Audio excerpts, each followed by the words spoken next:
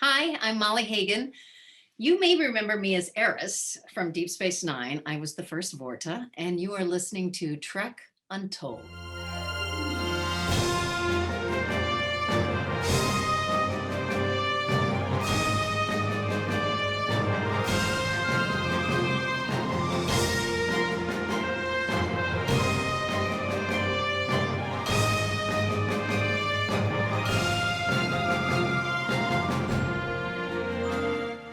Hello and welcome back to Trek Untold, the Star Trek podcast that goes beyond the stars. I'm your host, Matthew Kaplowitz. Back when this podcast first launched in mid-2020, my very first guest was Caitlin Hopkins. She was, and remains, a lovely person and shared some great stories about her two roles in Star Trek and other notable moments from her life and career. If you don't remember Caitlin, she was the Vorta named Kalana in the Deep Space Nine episode The Ship, and the scam artist Dala from the Star Trek Voyager episode Live Fast and Prosper. I recommend if you haven't heard that episode before, go ahead and dig through our archives to find it. Not just because it's an excellent interview with a really great performer, but also you can see just how terribly awkward I was back in that very first interview. But the main reason I want to bring up Caitlin's name here in this intro is because it concerns this week's guest for our show. You see, there were very few female Vorta in Star Trek history. Caitlin was one of them, Kitty Swink was another who we also spoke to fairly recently, but the first person to ever don that Vorta makeup is this week's guest, Molly Hagan. Molly was Eris in the DS9 second season finale, The Jem'Hadar, which introduced both her character species and the titular aliens du jour, the Jem'Hadar, both of whom we'd be seeing a lot of over the next 5 seasons. As you already know, Molly never reprised that role, and that's what brought us Caitlin Hopkins in The Ship, and Dennis Christopher as Borath in The Search Part 2 only a few episodes after Molly's first appearance. And this week we're going to finally explain what show is so much more important than Star Trek that she had to jump out and do that instead. But beyond her time in Trek, Molly has been in over 150 shows and countless stage plays. You may have watched her in The Nut House, The Golden Girls, Columbo, Seinfeld, Herman's Head, Early Edition, Touched by an Angel, Diagnosis Murder, Friends, Charmed, Jag, iZombie, Monk, Unfabulous, Better Call Saul, and plenty more. And these days you can see her on TV in the new Walker series on the CW every Thursday night. There, she plays Walker's mom, Abilene, where Walker is played by Supernatural's Jared Padalecki. It goes without saying that Molly has had some terrific roles throughout her career, and today we spent some time getting to know more about them, as well as her personal life story. It was a real treat to spend some time chatting with Molly, and you're going to really love learning all about her. So no need to blab to the founders, we've got ourselves a Vorta here today who's willing to talk all about the Dominion and plenty more. But before we jump into our interview, I want to ask you, are you following Trek Untold on social media? It's the best way to keep up to date on who's going to be the next guest on Trek Untold and to learn all about the other cool things that are happening here. So if you're on Instagram, Facebook, or Twitter, go ahead and look up Trek Untold, all one word, and give us a follow and a like. If you'd like to help support the show monetarily, go ahead and check out teespring.com/stores/trekuntold to check out some of the merchandise we have available. This includes t-shirts, mugs, phone cases, sweatshirts, stickers, and a whole bunch more. So go ahead and check out teespring.com/stores/trekuntold. You can also support our show by visiting patreon.com/trekuntold. If you become a paid subscriber to Trek Untold, you'll get first access to the show and a chance to ask our guests questions on future episodes. But most of all, please subscribe to the show wherever you're listening to it or watching it. And if you've already done that, please also leave a review and a rating if you can. Leaving ratings and reviews helps increase the visibility of podcasts on platforms like iTunes and other places like it. It shows that you're listening and that you like it, and that other people who are interested in the same subject are going to probably like it too. It helps us grow, it helps us get better guests, and it helps us keep bringing this amazing Trek Untold show to you. If you're already following us or have supported us in any other way, thank you, of course, for being a part of the Trek Untold family. There's a lot of Star Trek podcasts out there, and we're very grateful that you chose us to listen to. I'd also like to make a quick shout out to our friends at Triple Fiction Productions, who make some great 3D printed Star Trek inspired toys and replicas for fans of all ages and toys of all sizes. But you'll hear more about them a little later on in the show. Now, without further ado, let's beam up this week's guest. Computer, access interview file. And welcome back to Trek Untold. Now joining us on the other side of the screen, we have Molly Hagan. Molly, how's it going today? I'm very good. Thank you, Matthew. Thank you so much. Thank you so much for joining us today. You're someone who actually has been on my list of people to interview for quite some time because you are a pretty important part of DS9, and I got a lot of questions for you about that show, but we're going to get there in a little bit. First things first, outside of performing in the show, I got to ask, what's your earliest memory of Star Trek? My earliest memory was in Fort Wayne, Indiana. I think it was 1966. And we had this gigantic house for some reason. And the TV was in the, this is not how we normally lived, but at this time we had a gigantic house and we had a pool table. And in the pool table room, we had a TV. I just remember, I think the intro music, I would have been 5 years old. And I remember the intro music and I remember having to go to bed. So then I don't think I really started watching the original Star Trek until it was in reruns. And I would come home from school and I religiously watched it. And so one of my favorite ones is about the Gorn. And then I guess the guy who played the Gorn is going to be in Las Vegas in a month, and I'm like, oh my god! So I might have to totally geek out on him. Are you going to be at Star Trek Las Vegas? I am.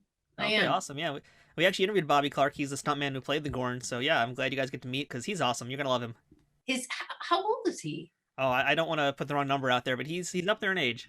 Okay. Oh, but anyway, I'm super excited. He's still sharp as a tack too. He's got some great stories. You'll love him. Oh, great. So yeah, that kind of leads into my next question. In fact, you kind of started to partially answer that. That's kind of getting some more background information about you. So where were you born? Who were your parents? What do they do? And what did little Molly Hagan want to be when she grew up? I was born in Minneapolis, but I grew up in Fort Wayne, Indiana. And my father was an illustrator, and my mom raised 7 children, but she was trained as a school teacher. So she would, even when I was growing up, she would come and substitute at my school in my class, much to my chagrin. But yeah, she, and at one point, God, this was the worst job for her. So with 7 children, she was kind of a hypochondriac and also worried that we were all going to kill it ourselves, by whatever. She had a job at the hospital where she was the intake person for insurance. And so you would have to ask people, do you have insurance? And she would see all these things, so she would come home and like, well, here's another thing you can't do. I saw a man with an arrow through his ear that barely, stuff like that. It was just, it was the worst job my mom possibly could have. And I wanted to be a ballerina. But we didn't have any money, for our dance lessons. So it's a really hard life. It's probably a great thing that I never had any dance lessons. Well, but it's kind of interesting because even at that young age, you knew you wanted to be doing some kind of performance. So, oh yeah, did the acting bug bite you? Yeah. So, I mean, being the last of 7 children, it's all about getting as much attention as you possibly can get. It's sort of natural. It's like, oh, what's the job that I could get the most attention? Oh, acting. So, yeah, I wanted to be an actor at an early age. Did you do a lot of theater in school? Not really. There wasn't really an opportunity to. And by the time I was in high school, I was kicked out of the theater class. So. Who did you beat up? I got to ask. I mean, you can't just leave that one hanging. Well, there was a community theater in Fort Wayne called the Fort Wayne Civic Theater. They did a production of Equus, and I auditioned for it, and I got the young female role, Jill Mason. And so I was at the same time, I was in a musical at school, and I was playing this awful role because I really couldn't sing. And so I had told them I had to quit because I was going to do Equus downtown in Fort Wayne. And the teacher literally said, if you quit, you will never work in this school again. And I went, okay. That's an excellent answer. So clearly you got some priorities here. So once you're out of high school, I mean, did you go somewhere else to pursue acting? Did you just go right to Hollywood, or were you going somewhere to learn more? I went to Northwestern University, which had a really good theater department. and I studied there, and I studied a little bit in Chicago and stayed in Chicago a little bit. And then I got my equity card in Chicago, and then I stopped working. And my agent had moved out to LA, and I went, well, I can be just as unemployed in LA. So I moved to LA, and then I studied some more, and then I took like a 15-year break, but I still study now with Stuart Rogers. I still study through Zoom. So I'm in Austin working on a show. I'm not right now, but I mean, in August, I'll go back and I still study with my teacher. Yeah, they say you never stop learning when you're in this industry. For sure, you don't. So, do you remember what your very first professional gig was in television? Well, it was a commercial, Okay. but that's not what you mean. Oh, commercials are fine too. Yeah, do you remember what it was for? Yeah, it was for a radio station in Chicago, and I was cut out of it. Well, that's a terrible story. What happened there? Sorry, because I told this is my first lesson in Hollywood, is like, never tell people when you're in something. Because I told everyone about it, that I was in this commercial, you've got to watch, blah, blah, blah, blah. And I was cut out of it. It was humiliating. And I went, oh, note to self, don't ever say when you're in something, unless you've seen it. And then you can say, okay, you can watch this. And did you have lines in that, or were you just part of the background? No, I had lines. I can't remember what I did, but it was something. Yeah, it can't be too memorable then. But yeah, I mean, so during this time you're coming up in the industry, I mean, you're probably working a lot of shows. Was there one in particular that stands out to you in those early days? Well, every time I got to work with Angela Lansbury was really awesome. I worked with her when I was young. And I remember that. And I remember Columbo. I think working with Angela Lansbury and working with Peter Falk was huge.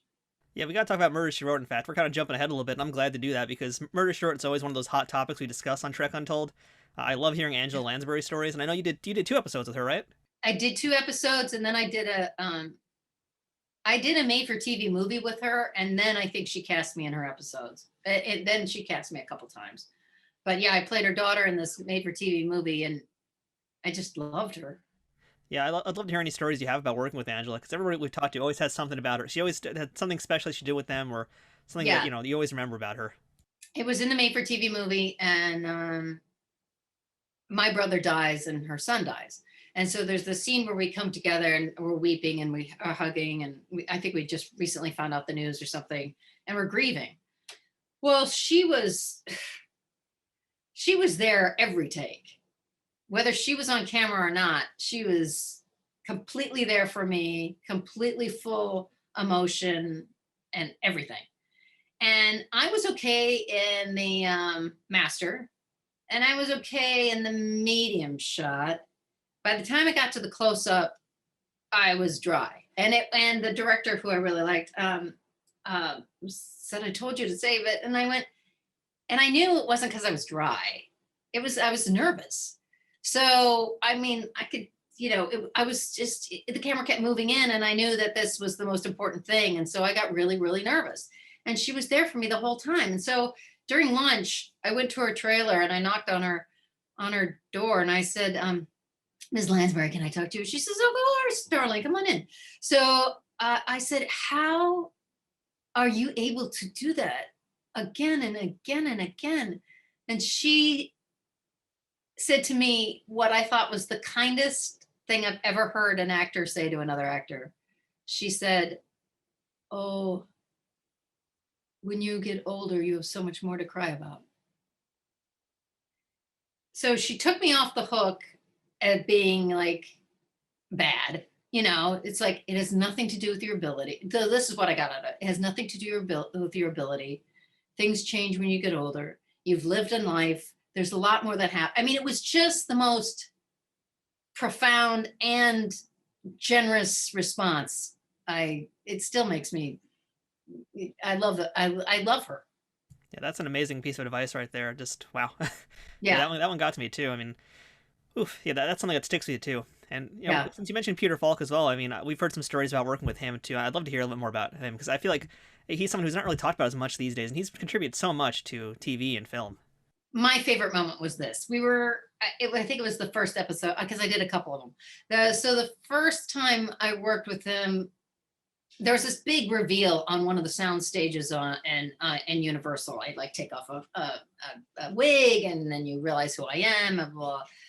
And it's a gigantic stage, and the camera's really far away, and Peter's even farther away. I mean, he's nowhere near, and we didn't really use monitors that much then.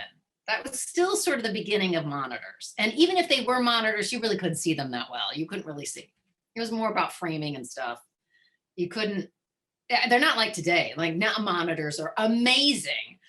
And I was having trouble with it, but you couldn't really tell. From across the stage, well, he came over to talk to me. He didn't say this in front of everyone. He said, he came up to me and he says, "It seems like you're uncomfortable with this. I can just sense, would you rather?" And he gave another way to do it because he sensed I was uncomfortable. From across the stage. I mean, like, he was so intuitive. He was such an actor's actor, and he was so helpful all the time. And I just went, how could he tell?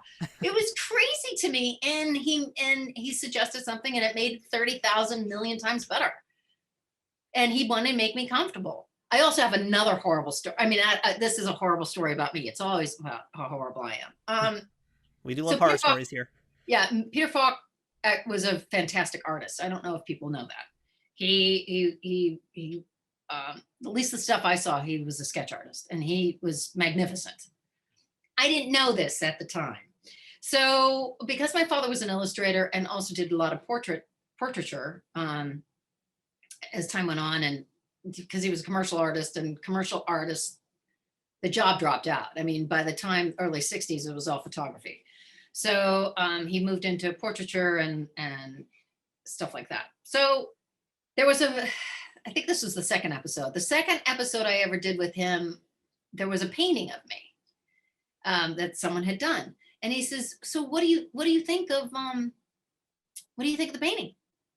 Luckily, he didn't do this. Thank God. He did not do the painting. And I went, "Well," and I'm just a jackass. I mean, I'm like, "Well, the guy uses a lot of black in this, which is really weird. There's no black in nature." And then I'm like looking at the portrait. I'm like, "Well, I mean, it's good. I mean, it looks like me. I mean, I'm clearly stacked in this photo." I mean, the picture was like, I had gigantic, whatever. But I'm like going into detail about stuff that my father had told me at one point in time. And I'm just bloviating. I mean, horrible. And then, he's like, "Oh, that's really interesting." And then I get invited to his office or something. And as I'm going through the ante room to get into his office, this is like weeks later, I notice all these like magnificent sketches. Like, my God, who did these? And his secretary said, "Oh, Peter does this." And I went, "Oh God."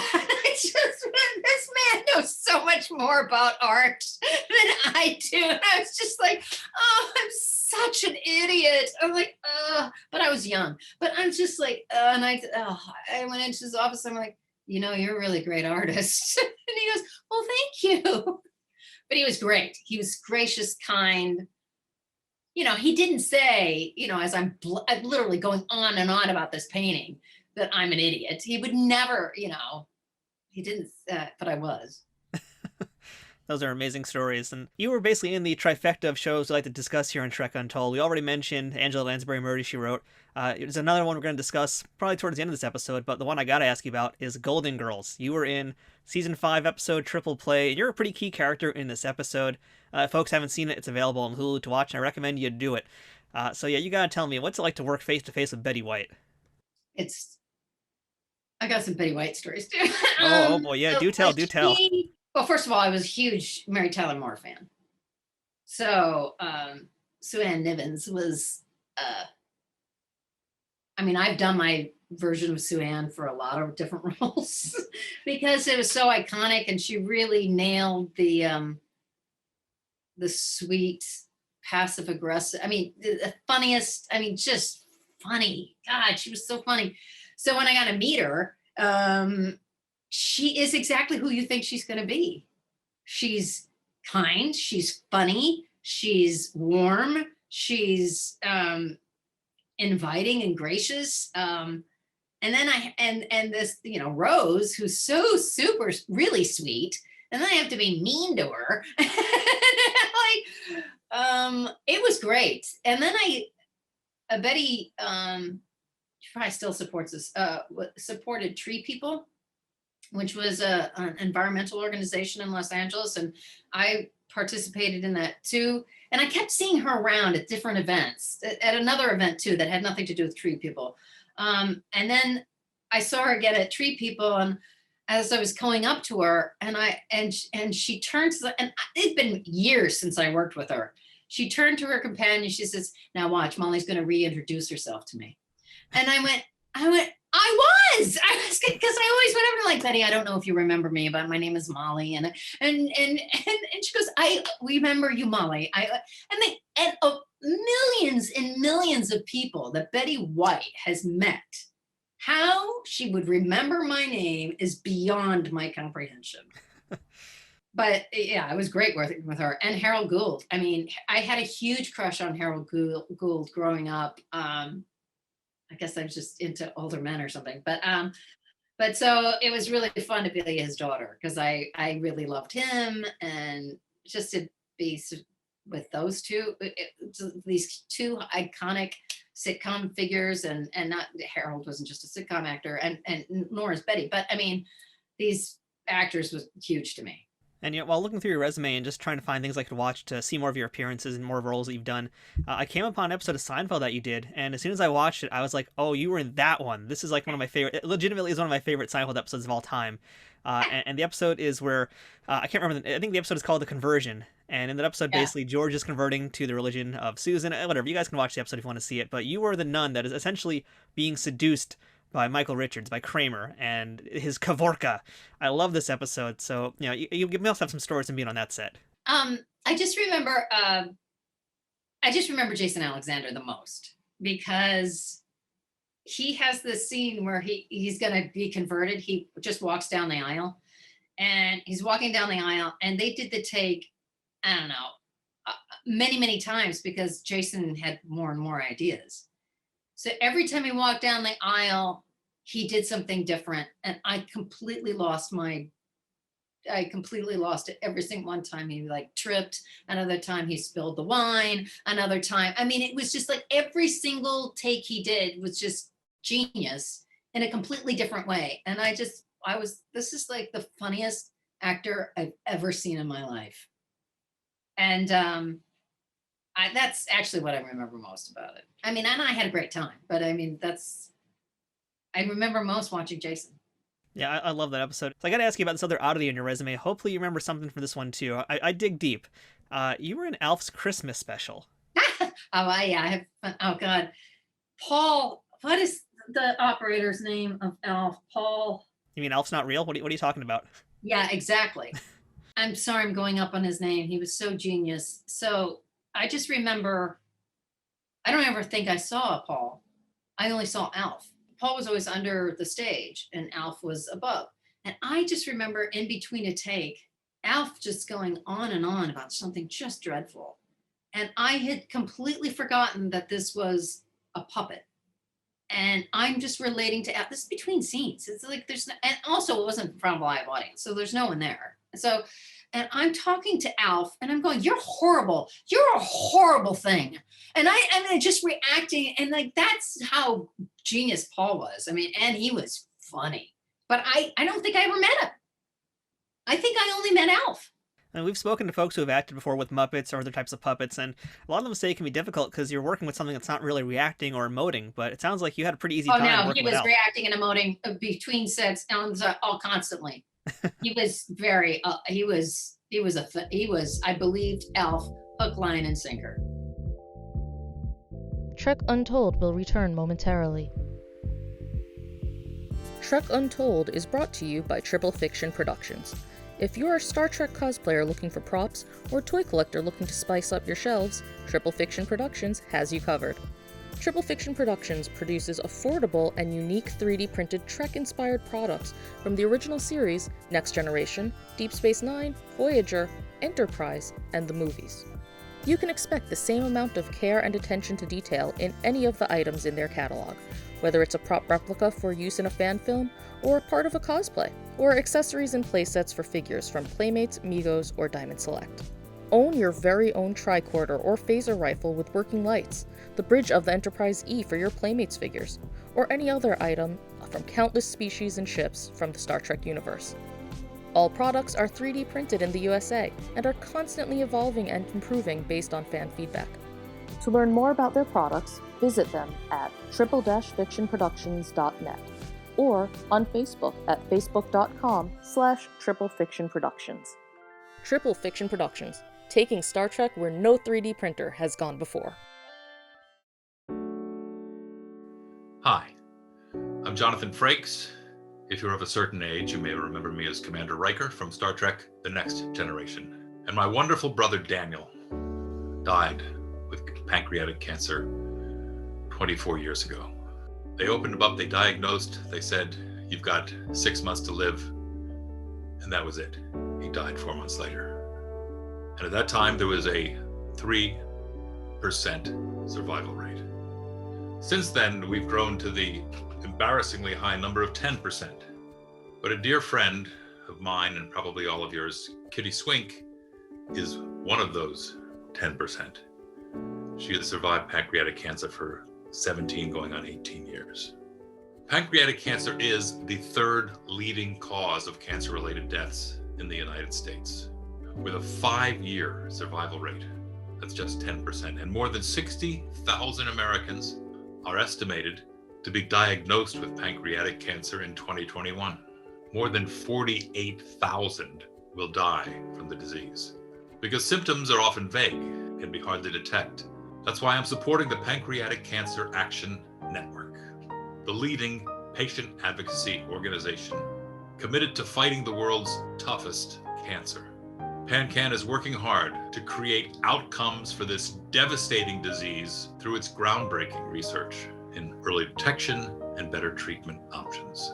PanCan drives progress by funding life-saving research, providing personalized patient services, and creating a community of supporters and volunteers like you who will stop at nothing to create a world in which all pancreatic cancer patients will thrive. You can help support our important mission by donating today at pancan.org. Thanks for your time. We now return to Trek Untold. So Molly, let's move on to our Trek discussion now. We got a lot to discuss here because, really, we're kind of starting at the beginning of this because you were part of an episode in Season 2 of Deep Space Nine, but before we even get there, I read that you auditioned originally for the part of Jadzia Dax. Do you recall that? I did? According to what I've read somewhere, it said you did. I don't know if that's legit or not. You could maybe fact check this. I think I auditioned a lot for Star Trek stuff, but I don't remember specifics. I just remember this big room. And this room is gigantic, and maybe it was like a rehearsal hall. But I think the room had like white walls that were like pegboard. That maybe writers used to work in that room or something. It was, I don't know. It was an uncomfortable room. So do you remember anything from the audition that you did for the part that you actually did get, which was that Season 2 finale, the Jem'Hadar? Can you recall anything from that? Oh yeah. I mean, I came up with something I thought was really cool, and then they didn't use it. So I came up with like this hand pulse thing. I was really excited to like be the first of this thing, and I was like, oh, I could come up with something like Spock. I could, and I'll do a hand thing. So when she had the telekinetic power, I did this, pulse. I did this thing with my hand that I thought was really cool, and they weren't about it. So now folks who are listening to the show, they obviously know that you were the very first Vorta in Star Trek history. I'm curious if you remember the makeup process for it, and specifically before you even got on set, if you remember if there was any test makeups and any differences to what you got to what ultimately we saw on screen. I don't think so. I remember being, I don't even think I had a full cast. I think I just had cast here. For the prosthetics, and then I remember going to hair because the wig was kind of intense. Was it just ears and hair then? That's all you had to go through for the most part? Yeah, it was just ears and hair. Did you have contact lenses? Oh yeah. How were those? I got that. Yeah, but well, I wear contacts anyway, so I wore hard contacts at the time, so these were like a walk in the park because they were soft. Yeah, I forgot about the contacts. That was it. So it was pretty easy. It's not too bad. Do you remember how long the process would be when you're on set? It was still intense because I had to show up at like 3 o'clock in the morning. And, Armin Shimerman, who had to show up at the same time and had the full he was so nice. Like Armin always had to show up at like 3 o'clock in the morning. I mean, that was his life. I only did this for like a week and my hair fell out. I had a big chunk of hair fall out here and I didn't know whether it was night or day. Like I don't know if you've ever been in a casino before, but you can't find exits.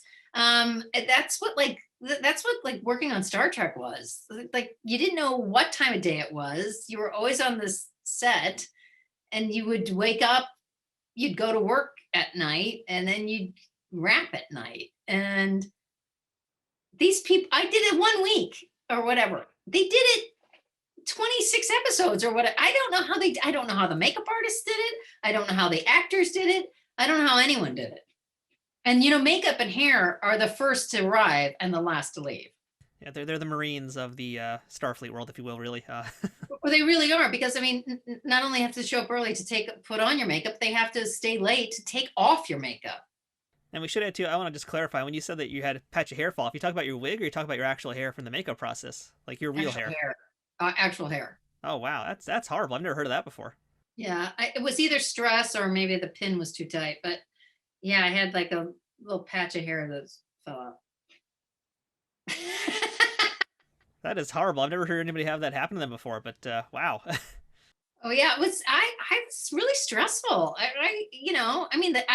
Everyone was really nice, but those hours, clearly I'm not made for it. You already mentioned Armin Shimerman. He's pretty much one of the main guys you're working with from the principal cast, Armin, and then also Avery Brooks. So, what's it like to work with those two? And do you have any stories about chatting with them off set or anything like that? I don't remember a lot about Avery. I'm really sorry. I think maybe he kept to himself more, but I just remember him being kind and serious. He's a really good actor. I think we talked about Shakespeare, but I'm pretty sure I talked about Shakespeare with Armin because Armin is a Shakespeare authority. And if we didn't talk about that, I don't know. He was just so much fun. And I think he's going to be in Vegas. And he's really good friends with another friend of mine, Stuart Rogers, who's my teacher. And I just did this Shakespeare class with Stuart. And so I want to talk to Armin more about it. There's a real interesting connection with Eris and Sisko, I feel like, and it sometimes even feels like it's a romantic connection. So, in the end, of course, the Vorta is more duplicitous. We realize, what her whole thing has been this entire episode. But I'm curious now, what did you think of the relationship that your character Eris had with Avery Brooks' character Sisko? Well, I looked at it like in pieces, so it's like he's my savior. I'm looking at him as someone who can help me.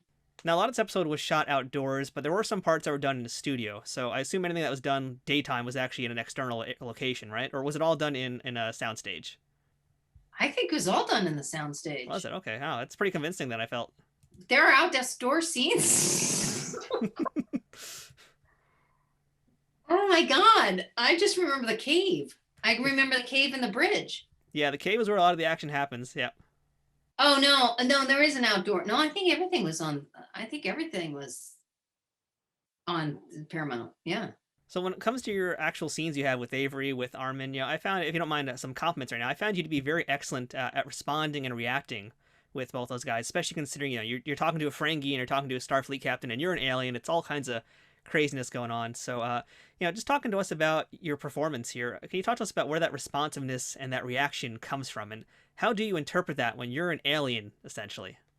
Well, she was super vulnerable in the beginning, right? She's super vulnerable. And then you find out that she's, but ultimately, weren't the Vortas, yes, she was playing vulnerable, but also, weren't they pawns for the Dominion also? So, ultimately, she is vulnerable.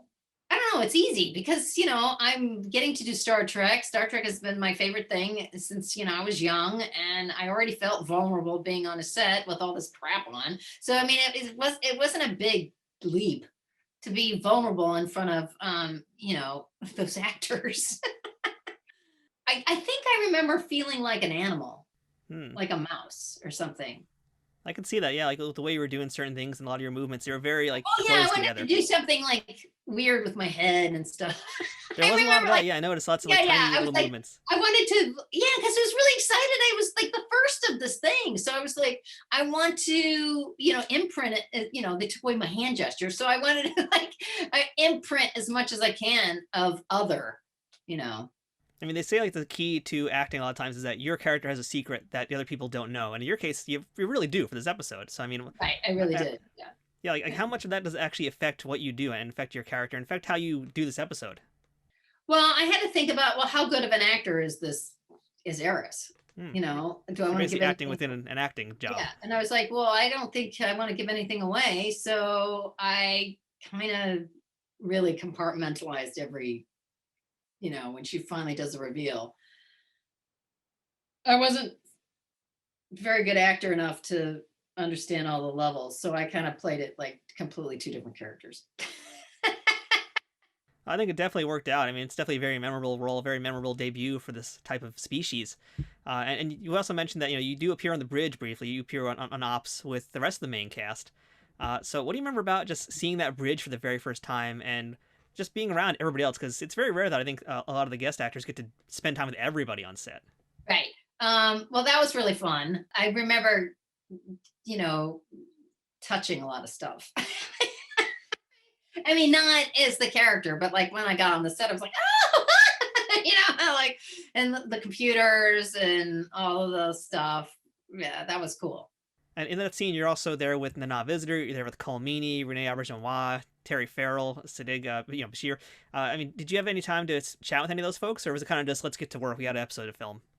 Rosalind Chow is a friend of mine, so I think I talked to Colm. I don't remember. I just remember everyone was really nice to me. They were nice. They made me feel like I belonged.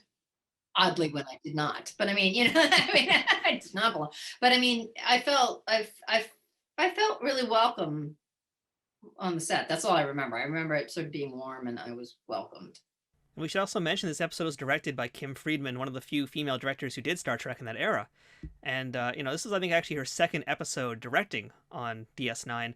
Have you ever crossed paths with Kim previously before that episode? And what did you think about her directing style? I thought she was if my memory serves, I thought she was really specific and very thorough, which I really liked. And it may be the first time that I had been directed by a woman, maybe. And so it was unique for me. And it's a different atmosphere. It's better. That's a fair answer. Should say that. There are a lot of wonderful male actors, but it's different when a woman's helming, and I mean that in a good way. Now, your character Eris was supposed to come back 2 different times on Deep Space Nine, but she didn't. And I'd love if you could actually kind of explain what happened. Like, I know you're working on a different show, right? Is that basically the story to it? Now, I was auditioning. I was testing for a different show, and Okay. I was like, I made the wrong choice. I was testing for a different show, and I was like, well, I couldn't turn down the test because it would have been a series regular on Mad Men of the People. I don't know if you remember that show or not. So it's to be a series regular or to guest on this other show again. And I was like, well, I can't turn down the possibility of this other, series regular. So I had to turn down the episode. In retrospect, yes, I made the wrong choice because I didn't get the other thing. But I wouldn't. I had to. So I'd read that it was due to your filming Herman's Head that you weren't able to actually do DS9. Was that for like your second appearance, or was that story just completely bunk? I think it's because I was testing. Okay. That would have been the second episode that I was in. And if they tried to bring me back a third time, I don't remember that at all. Because I would have probably walked through glass in order to make that happen. That's interesting, yeah, because basically, like, there were 2 other female Vorta, and from what I've read, again, I don't know how much is true, how much isn't. One of those characters was ultimately played by Caitlin Hopkins, who we've talked to on the show, and the other time around, it was played by Kitty Swink. So, basically, according to the stories I've read, there were 2 other roles that were meant for Eris to pop back up, but you were unable to do them. No, I was supposed to do another thing that Christopher, a male, they've changed it to a male because I couldn't do it. Okay. Christopher, who's the other Vorta? There was a bunch. I know who you're talking about. He played Borath. I can't remember. I can remember his alien name. I can't remember his real name, but yeah, I know who you're talking about. That was the role. That was what I was supposed to be in. Okay. And this is something super duper nerdy here. I have no idea if you remember any of this at all, but was there ever a discussion of an action figure being made of Eris? Because there were really no Vorta toys or merchandise that were made. Do you remember any discussions of that? Well, if they were, I don't think they'd talk to me about it. I mean, no, not that I know of. Wow, that'd be cool to have an action figure of myself. It would, yeah. I mean, everybody wants a Vorta figure. There was never a figure of Jeffrey Combs as Wayun. There's nothing of Eris. It's a weird thing that they kind of dropped the ball on. Fans have always wanted. Did you know fans want action figures of you to this day? No. It's true. It's true. So let's talk about something else that you did. Exactly, yeah. It could have been a whole thing. Could have had an action feature. Yeah. So let's talk about something else that you did that has a Star Trek connection to it, and that's the Orville. You did 2 episodes of the Orville. Oh yeah. And you got to work side by side with Robert Picardo, as well as Ethan Phillips, one of those episodes. No, Rhonda Braga. No, not Ethan. It was John Billingsley. Oh, John Billingsley. Yeah, let me correct myself. You got well, John's a really good friend of mine. That was so much fun. I love being on that set. Maybe I remember more about it because it wasn't that long ago. But it was a blast. And they did some long hours, but I don't know. I had a blast doing that show both times. Was the makeup more difficult than what you did for DS9? No, it's easier because the techniques are different. First of all, Robert is a very kind man. He's just a kind man, but he's also really funny. So, I mean, just getting to hang around him was just a blast. And he's also a really great actor. But I don't know. It was just, it's definitely a highlight and a high point of my life to getting to do that show because I was a big fan of the show. And now I feel like I auditioned for something else on that show too, but I don't remember. But I was thrilled to get it because, oh my God, I'm such a huge fan of Seth's, and he's so funny, and he's also very particular, and I like particularness. He's very specific. Like I was watching him direct, and I was like, oh, that's the kind of director he is. I'm like, okay, I'm on board. I'm ready. Give it to me. Yeah, they're very fun appearances. I watched both episodes that you got to do, and it's a lot of fun to see you work with all the Star Trek folks, and of course the regulars on the Orville. So folks can definitely check that out if they want to. It's on Hulu as well. And yeah, we got to spend some time talking about what you're doing these days, because right now you are on, again, we mentioned the trifecta of shows we discuss on Trek Untold, and that missing third we haven't gotten to yet is Walker, Walker Texas Ranger, and you're on the new Walker show.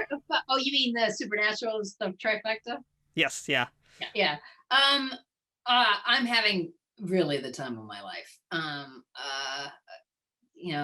Jared is just, he's someone else who's extraordinarily warm and welcoming. I mean, the first day on the set, he's 6'5" or whatever, and he's imposing. And I was like, hello, my name is, and he's like, he can't come in for the hug.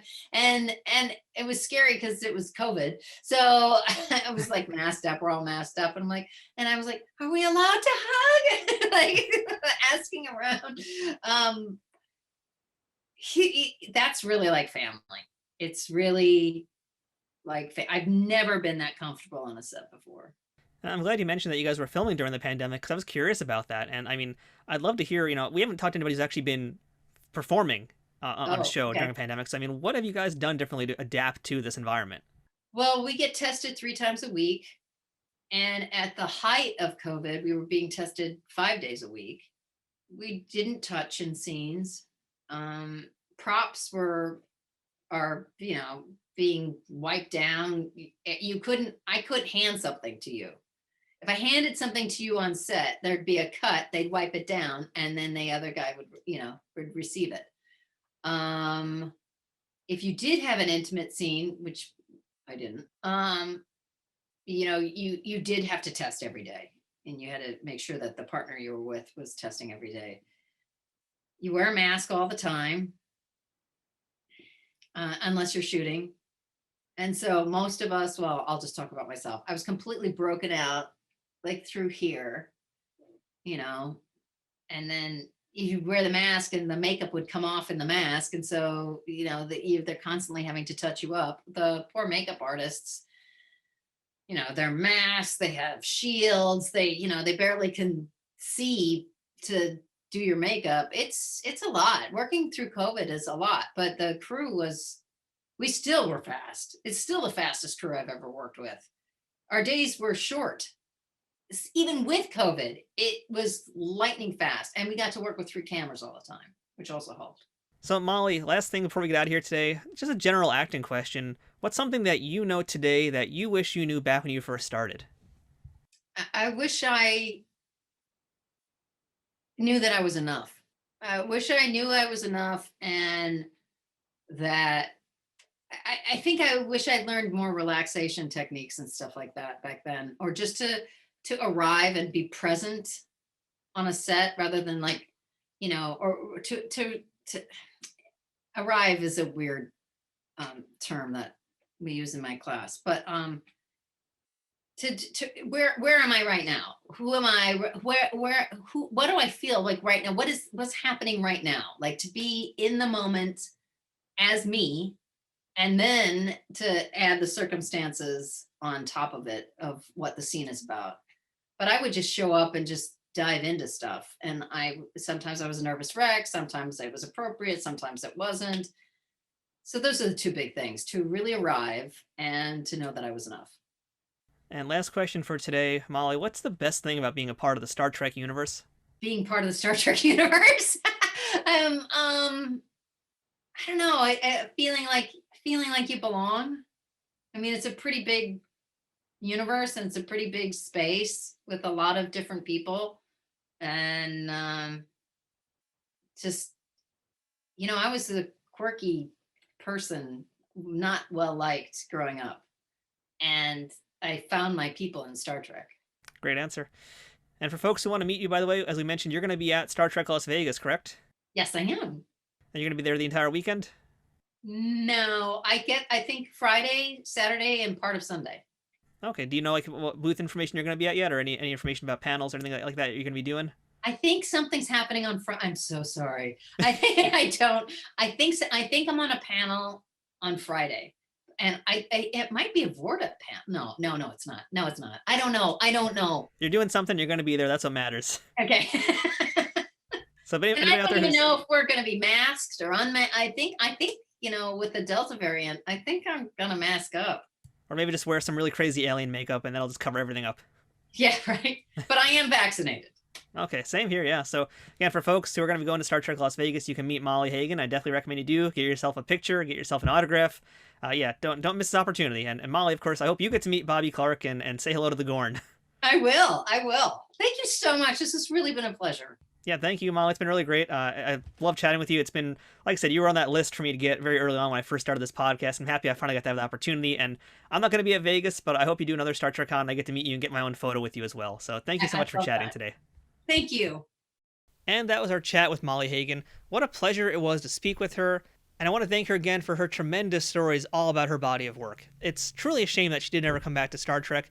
But you know what? It's never too late because there's plenty of new Trek being made all the time these days. She's an amazingly talented performer and a lovely person, so make sure to check her out on Walker every Thursday night on the CW. And no, this isn't a sponsored podcast by the CW. If there's one thing you guys should know about me by now, there's a few shows we always talk about here on this podcast. And that's The Golden Girls, Murder, She Wrote, and Walker, Texas Ranger. So do me and Molly a favor, make sure you check out her new show. Now these days, Trek Untold seems to be collecting Vorta members of the Dominion, since we can now add Molly to our list that already includes Caitlin and Kitty. So what other Vorta are missing from this checklist? How about Christopher Shea as Kevon, Leland Crook as Gelnon, Ray Buketnica as Deos, Dennis Christopher as Borath, and most famously, Iggy Pop as Yelgrin. The famous singer was originally meant to be cast in the episode Past Tense Part 2 as the character Grady, but was unable to take part in the filming due to scheduling conflicts. It was thanks to the musician being injured that he had some time off and was able to jump on board to Deep Space Nine to do the episode The Magnificent Ferengi. It's an excellent episode, absolutely worth a rewatch if you like the Ferengi episodes, which I of course do. And by the way, if anyone knows how to contact Iggy Pop, please feel free to let me know because I would love to get him here on this show. So that wraps up this week's episode of Trek Untold. Thank you so much for checking it out this week. Please make sure that you're following us on Instagram, Twitter, and Facebook, all at Trek Untold. That's one word, no spaces, at Trek Untold. It's the best way to get updates on guests, check out all the memes and other things that we're posting, and interact with myself and other Star Trek fans. If you'd like to support this podcast, go ahead and check out patreon.com/TrekUntold and become a subscriber to the show. Or check out teespring.com/stores/TrekUntold to check out some of our merchandise. If you've been enjoying Trek Untold, please leave us a rating and review on iTunes or wherever you're listening to podcasts. And if you're on YouTube, please give the video a thumbs up and subscribe to our channel, youtube.com/nerdnewstoday. Leaving ratings, reviews, and comments are things that all help this podcast grow, and they'll cost you nothing but a few seconds of your time. Doing things like that, or even telling your friends or other Star Trek fans about the stuff you've heard on the show and making sure they know about us, are huge helps to keeping Trek Untold growing. Thank you once again to our sponsor, Triple Fiction Productions. Go ahead and check them out at triple-fictionproductions.net. If you'd like to send us some feedback about this episode, suggest a guest, or ask to be booked on the show, go ahead and send me an email at trekuntold@gmail.com. And of course, thanks to listeners like you for choosing Trek Untold and making it your weekly Star Trek podcast. This has been Trek Untold. I'm Matthew Kaplowitz, and until next time, fortune favors the bold. Trek Untold is sponsored by TrekSphere.com, promoting fan-produced Star Trek content in all forms, is powered by the RageWorks Podcasting Network, and is affiliated with Nerd News Today.